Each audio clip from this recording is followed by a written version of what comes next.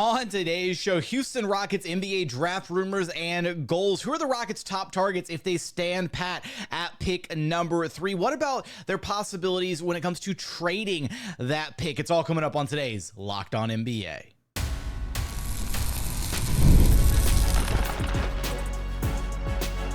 You are Locked On NBA, your daily NBA podcast. Part of the Locked On Podcast Network, your team every day. What's up and welcome to another edition of Locked On NBA, the biggest stories with the local experts. I'm your host, Jackson Gatlin, also host of Locked On Rockets right here on the Locked On Podcast Network, your team every day. Now, today's episode is brought to you by eBay Motors. Passion, drive, and patience. The formula for winning championships is also what keeps your ride or die alive. eBay Motors has everything you need to maintain your vehicle and level it up to peak performance. Superchargers, roof racks, exhaust kits, LED headlights, and so much more. Whether you're into speed, power, or style, eBay Motors has you covered. With over 122 million parts for your number one ride or die, you'll always find exactly what you're looking for. And with eBay Guaranteed Fit, your part is guaranteed to fit your ride every time or your money back. Because with eBay Motors, you're burning rubber, not cash. With all the parts you need at the prices you want, it's easy to make your car the MVP and bring home huge wins. Keep your ride or die alive at ebaymotors.com. Eligible items only. Exclusions apply. eBay Guaranteed Fit only available to U.S. customers.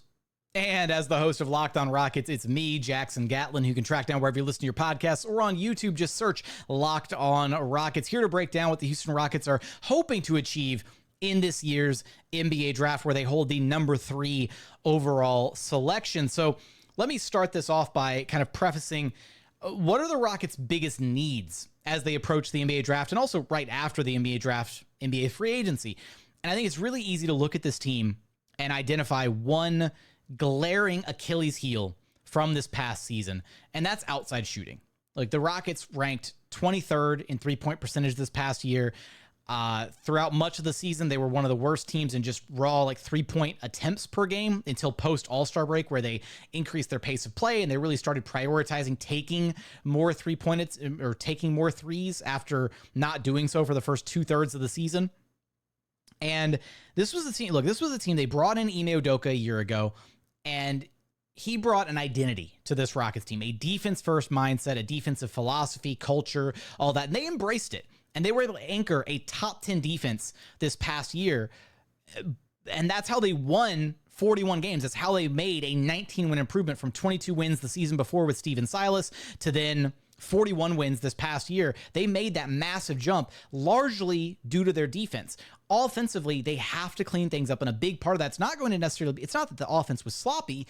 It's that they generated good looks. They just could not knock down shots. And unfortunately, here's the reality of the situation is one draft pick, one free agency signing, whatever, that's not going to suddenly take you from being a bad shooting team to a good shooting team overnight. This Rockets team needs a lot of internal growth and development for their young guys across the board. Jalen Green, Alperen Sengun, everybody else. They just need to become flat out better, more consistent shooters for this team to maximize its offensive potential and to realize its offensive potential next season. Now, all that said, it would certainly help if they could add some shooting via the draft or free agency, and that's definitely one of the factors at play with what the Houston Rockets will ultimately do or not do with that number 3 overall pick. Right now, who knows what are they going to trade it? Are they going to stay in that spot? My understanding, and a lot of the reporting around this team suggests that they really don't want to stay at pick number 3. They've been heavily shopping that pick for what feels like months on end. Basically, ever since the pick jumped up to number 3 in the NBA draft lottery, a month ago, over a month ago, whatever it was, this Rockets team has been active in trade talks. They've been linked to the Portland Trailblazers, the Charlotte Hornets, the Memphis Grizzlies.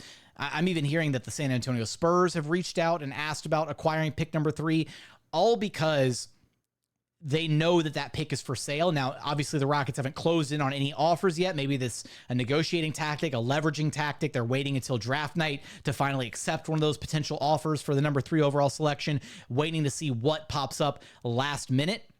Now, if they don't make any trades, if they don't trade down, if they don't make a trade with another team, the 2 names that are kind of the front runners for the Houston Rockets at this current point are Kentucky's Sheppard and UConn's Donovan Clingan. Now, I'm going to start with Clingan first because unfortunately for Clingan, he doesn't really address the lack of, or the shooting woes that this team has. What he does do and what he does bring to the Houston Rockets would be a guy that absolutely fits the Ime Udoka mold of player. He's a guy, one of the few rookies that I think could step in day one, as an NBA rookie and play serviceable rotation minutes. And I think that's what the Rockets are looking for, because they're kind of caught in this weird predicament where they're one of the teams at the top of the draft. Now, the Atlanta Hawks notwithstanding, because they're kind of in a weird situation as well. But the Wizards, the Spurs, the Hornets, these are all teams that have been, at the bottom of their respective conferences and are kind of in stage one of, if you will, of their rebuilding process. The Rockets already took a significant jump to 41 wins this past season. They just barely missed the NBA play-in tournament, and they have lofty aspirations and goals for this next season. They want to win at the highest level. They want to go ahead and make it to the playoffs this next year. So internally, they're kind of jostling with this idea of adding yet another young, enticing prospect versus the idea of being able to add more veteran, win-now type of players. And that's where I think Donovan Clingan kind of checks both boxes, if you will. Obviously, he's not an NBA vet. He's not a guy that's, had his time at the NBA level to grow. He's not a finished product yet by any stretch of the imagination. But he would step in and be a guy that I think could help this Houston Rockets team a lot. Day one, he provides a completely different look at the 5 spot. He is almost the antithesis of Alperen Sengun as a big man at the NBA level. The Rockets have their offensive phenom, passing hub, Jokic-light player in Alperen Sengun. And then you'd be able to bring in Donovan Clingan, who could be the complete polar opposite of Sengun, given, maybe certain favorable matchups or whatever. But having a guy that you can go to that gives you a completely different look defensively, a true drop big, an absolute mountain of a man who has great defensive fundamentals, a strong understanding of what to do offensively, good screener, quality roller, good hands, able to finish in and around the rim, above the basket if necessary. There are a lot of things that Donovan Clingan brings to the table and a lot of boxes that he checks, which is why it feels like he's probably the front runner for the Houston Rockets with that number 3 overall pick, assuming he's on the board if he makes it past the Atlanta Hawks at 1 and past the Washington Wizards at number 2. Now, the other guy that the Houston Rockets are heavily considering with that number 3 overall pick is none other than Kentucky's Reed Sheppard. Now, you talk about a team that needs shooting. Reed Sheppard could very easily be that answer. Now, again, he's not going to be the answer by himself, but adding a 52% three-point shooter never hurt anybody.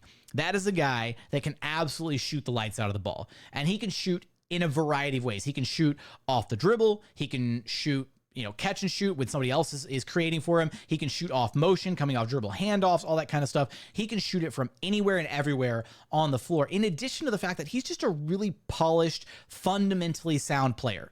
He's a stabilizing force on the basketball court.